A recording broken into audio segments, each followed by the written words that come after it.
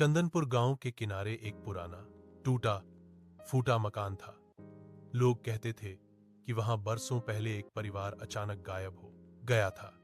रात होते ही उस मकान की खिड़कियों में हल्की पीली रोशनी दिखती, जबकि अंदर कोई नहीं रहता था। एक दिन गांव का युवक आरिफ हिम्मत करके सच जानने निकल पड़ा। आधी रात को वह टॉर्च लेकर उस मकान में घुस गया। दरवाजा अपने आप चरमराता हुआ खुल गया। अंदर धूल जमी थी, मगर फर्श पर ताजे पैरों के निशान थे। आरिफ का दिल जोर जोर से धड़कने लगा। अचानक ऊपर वाले कमरे से किसी के धीरे धीरे चलने की आवाज आई। सीढ़ियां अपने आप हिलने लगी।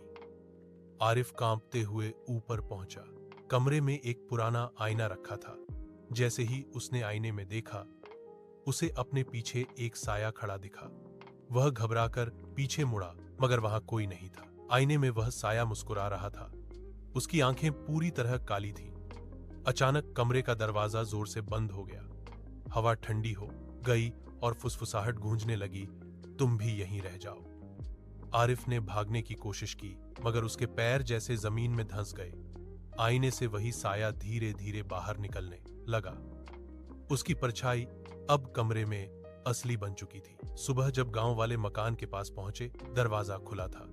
अंदर सब कुछ शांत था। फर्श पर एक नई जोड़ी जूते पड़े थे और दीवार पर धूल में ताजे पैरों के निशान, जो आईने तक जाते थे और वहीं खत्म हो जाते थे। उस दिन के बाद हर रात उस आईने में एक नया चेहरा दिखाई देने लगा।